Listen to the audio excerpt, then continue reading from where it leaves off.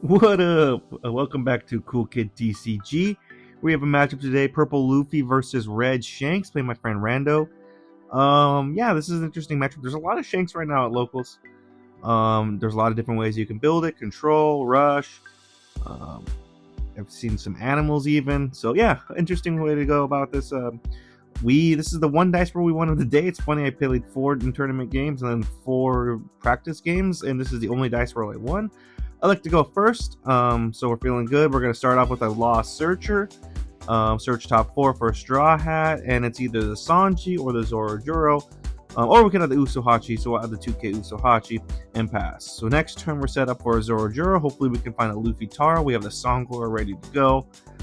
And these first play will tell me a lot about kind of the way we're going to approach this. He plays one for Nami Searcher, so that means he's playing more Straw Hats. I'm going to suspect the Chopper 2K, the Relaxed Time Luffy, the Rusher, and that Sanji.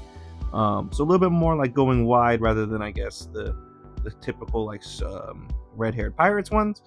So we're seeing 5 life. He leader abilities. We're going to tap 4 for Zorojuro, hoping to find Luffy Taro, and we're able to find him. We already have a Luffy Taro, though, in our hand from what we got off life. So let's add a Gum Gum Giant. We're probably going to want that later.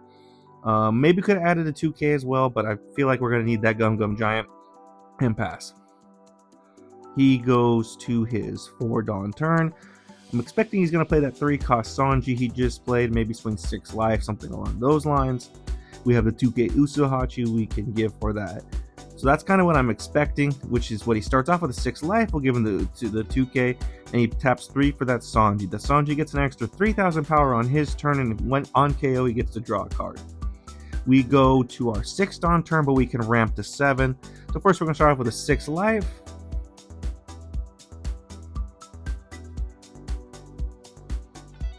He's thinking about whether to take. He takes. We swing 5 life. He is limited leader ability. We're going to ramp to 7, tap 7, play Luffy Taro, return to Dawn, and we can play Zorojuro or Songoro. We're going to play Songoro. Because he goes to his 6th Dawn turn. I don't think he has anything that he can answer that Songoro on 6th Dawn. If he had 7, might have played the Zorojuro just to keep counter in hand and get the effect off of the Zorojuro before he Beckmans it. That's what I would suspect. He swings 5 life. We'll give him the 1K Lost Searcher. He swings 6 life. We'll give him the 2K. And then now he's going to tap 6 for the new Sakamoto Day Shanks.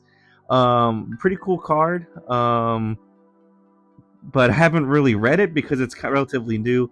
If it has a Dawn on it, when attacking gets to minus 1,000 power, but he also gets a Cycle 1, I believe. So we're going to start off with a 6 into the Sanji to draw a card. Might have sequenced this a little bit wrong because if I'm going to start swinging to life, maybe should have swung to that Sanji last, but I wanted to swing that Songoro first. So that's what I went with. We're going to tap 4 for a Zorojuro. Thinking about what to grab, we could grab another Luffy Taro, or let's grab the Nami blocker. We still have 4 standing Dawn, so we can play that this turn. And now what we could do is we could sing 5, 6, 8, and yeah, we'll swing the 6 first, just in case there's a random trigger like a mole pistol.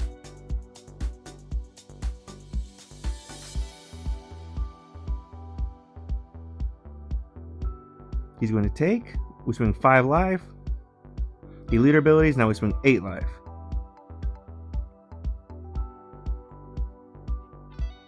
And he takes again. So we've got him down to 2 life, but he has a decent amount of cards in hand.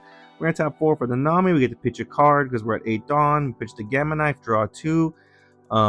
We drew another Luffy Taro, so another brick. I think we drew a 1K, or maybe a 2K. But yeah, things are going really our way right now. Our board's looking really good. He's just got that Sakamoto's Day Sanji, or excuse me, Shanks. He's going to his 8th Dawn turn. Just feeling strong. We don't have a Kaiju though. We don't have a 910 Luffy or a Big Mom. That would be ideal, but we're currently at 8 Dawn, going to 10 next turn. We have a blocker, and at least 3 2Ks in hand. Looks like maybe 4.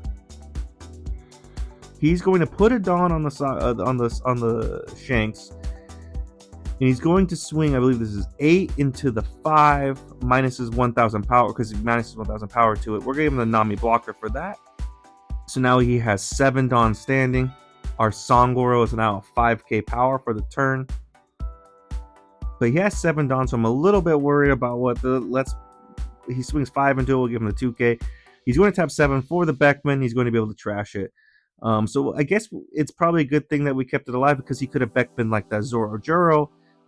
We only managed to lose 1 thing on board other than the blocker. So our board's relatively still intact. The problem here is that we don't have a lot to play. We could play a 2k Soba Mask down. I don't like the idea of that. I'd rather keep that in hand. I have a Luffy Taro, but I don't have anything to play off of it. I can't cheat anything out. I could also play the Hitokiri Kamazo, but again, don't want to play a 2k. So I'm just going to test the waters first with an 8k swing, see what happens. He does have a ton of cards in hand. So maybe this is a turn where we really press life and try to eat cards out of hand. So he gives us 2k, 1k. Excuse me. 2k, 1k, and leader abilities. So now we have all 10 Dawns standing. I don't think I'm going to play anything. I think I'm just going to keep maybe 2 Dawns standing for Gum Gum Giant. For the 2 I have, just in case something weird happens, but really only need to keep 1. Going to swing, thinking about what to swing. Gonna swing 7 life.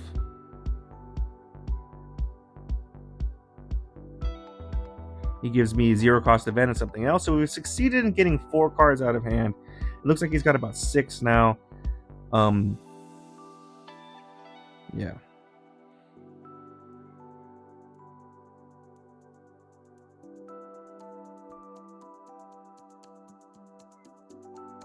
So now we just have a ton of Dawn, and I'm thinking I'm just gonna split this up across the Zoro Juro and lead and just swing like 2 big numbers. Maybe swing like 9-9 or something like that.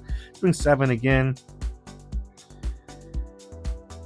And seeing what he does. I could also Dawn up and swing at the Shanks. But I think the idea here is let's just keep pressing life.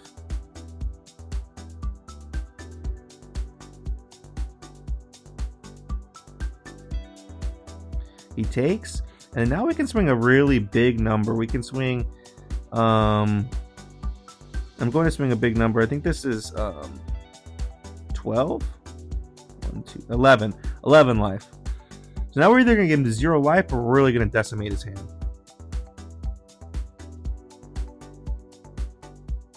And he takes. So we got him down to 0 life. We pass. We have 2 Gum Gum Giants. There's no way he can kill us. Probably only use 1 Gum Gum Giant. But yeah, now we're in a situation where if he plays one of his big kaijus, like a 10 cost Shanks, like either the bomb Shanks or the rush Shanks, there's like pretty much no way he would just lose. I mean, he does have a decent amount of cards in hand. We managed to succeed in getting a bunch out, but he's still got, we hit his life twice, so he's probably around like 6 or 7 right now. But yeah, we could definitely put a big number on him. So he's going to tap 8 for a Rayleigh, and he's going to be able to minus 3,000 power to something, minus 2,000 power, and then pop a 3,000 power or less. But he's like, he mis-sequenced it because he wanted to do a Tama first, so I let him take it back. So he plays the Tama minus 2,000 power, and then he's able to minus 3,000 power to the Luffy Taro and pop it, and then minus 2,000 power to the Zoro Juro, so it's at 4. He's got 2 Dawn. I'm thinking, or 1 Dawn, so I'm thinking we're in a good spot here. He's going to swing into it with lead 5 into the 4. And now I'm thinking, now he swings 7 life. We take. I'm thinking we have game. He swings 7 life again, but I'm probably going to counter out of this. Just, oh no, he swings 7 to the 6, so we'll definitely give him a 2k. With 2 bodies, I'm feeling really strong. But he taps 1 for a chopper block. I was not expecting that at all. I thought with 1 Dawn that would be like a rad beam, and at that point I'd still just put all Dawn on 1 thing and swing. But now I have to get a little interesting about it. And again, he's got a decent amount of cards in hand. I don't have a thing that can rest. If I had a Usohachi or a Sanji, I'd probably play that right now, but I don't.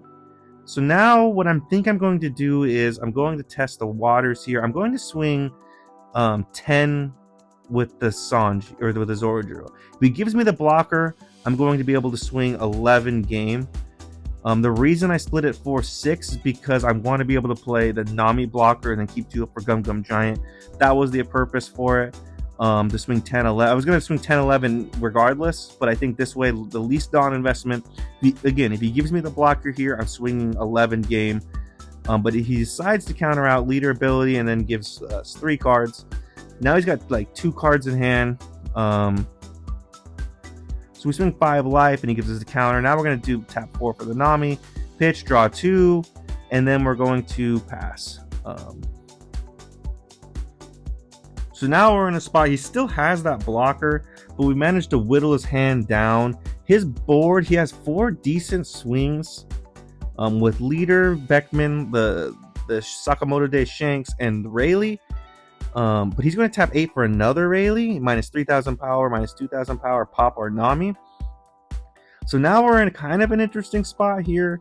Our Zoro's probably going to die, and now we only have 1 swing. Like I don't think we can keep this Zoro alive. We could, well, maybe we could, but it's going to take a lot of resources to keep it alive, and maybe I should actually have dedicated all these resources to it. But swinging 7 into 3 just feels really bad, especially when he can swing 8 into it and he still has 2 standing Dawn. So here he's going to swing 8 life, and what I'm trying to do here is I want to take hits so I can get cards, but also I want a Gum Gum Giant so I can cycle my hand because I need to find an Uso Hachi, and we're able to draw one right there after that Gum Gum Giant cycle. So now we have a way to rest that. He still has 2 standing Dawn, but he has 2 cards in hand. Swings 5 life. We'll give him the 1k. But he plays 1 for a Nami Searcher. I'm thinking, all right, like at least it's not going to be 3 chopper blockers. And he finds a Sanji 2k. He said he was looking for another chopper blocker.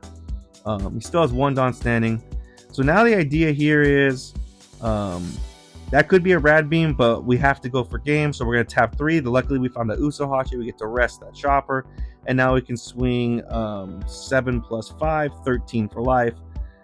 7 plus 5 is definitely 12, but we get to swing that for life. So this was an interesting match. We high rolled at the very beginning, and then we kind of run out of steam because we couldn't find a kaiju that allowed him to catch up. And it was a super close game. So yeah, I kind of got lucky in the end that we were able to find that Uso Hachi. But yeah, really close game, really good. I think one of the things I've learned from the past few games and also with some practice games is my opponents are getting huge hands on me. I think it might be time to start thinking about teching in the Trafalgar Law blocker. That's kind of been my thought process. Maybe I needed some sort of hand control. So that's something I'll think about. But yeah, because again, my opponents have been getting huge hands against me, mainly because I've been going against life. They're taking all the hits. So yeah, maybe I needed a little bit more hand control. But other than that, this was a really close. This skip game in particular, again, really close. We hard rolled at the beginning, kind of ran out of steam there, but we were able to limp to the finish line and get the dub. Shouts to my opponent. Thanks for tuning in, guys. Let me know in the comments anything could have done differently. Appreciate you, and see you next time.